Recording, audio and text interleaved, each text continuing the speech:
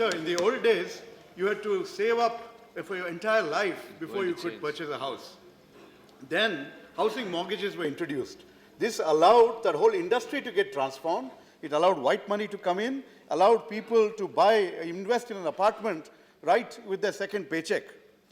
This kind of revolutionary impact is something that this bill will also have. It sets up a regulatory framework which ensures that the asymmetry of information between builders and buyers is removed. It ensures that the imbalance of power between builders and buyers is also removed. I must also compliment the government for having gone beyond the work that we had put. We had focused only on the residential sector. This has also included the commercial sector. In both sectors, as we clean up, bring in transparency, and ensure a variety of penalties and frameworks, we will see that this sector will boom, and as construction is has such a multiplier impact, we will see the economy benefit tremendously. So I want to support the many things that Seljaji has said. First of all, I want to compliment her for thinking about this bill originally. Ajay Makanji took it forward.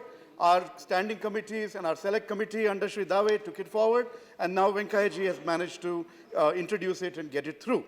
Now, sir, there are a few other issues that we need to pay attention to. The very, very crucial aspect that this bill's functioning hinges on is actually at the state level, in how the Real Estate Regulatory Authority and the Appellate Tribunal actually function. Therefore, since there will be a lot of variation across the states, across the country, I would urge the Honorable Urban Development Minister Garu, Dayavittu, I would urge you to please pay attention to one key issue. You can go as a ministry much beyond your mandate, create technology solutions, create model codes, create all kinds of other mechanisms that you can share with every state government to ensure that there is uniformity across the country in terms of real estate regulatory authorities, appellate tribunals, and their functioning. If you can do that, then this transparent move will make a huge difference.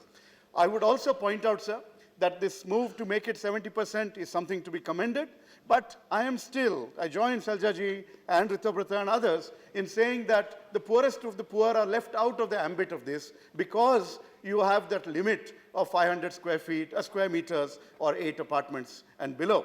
So those are people who are desperately in need of help, who will be exploited in their disadvantaged situation, will be taken advantage of. We have to find ways to either in the future or otherwise extend help to all of them.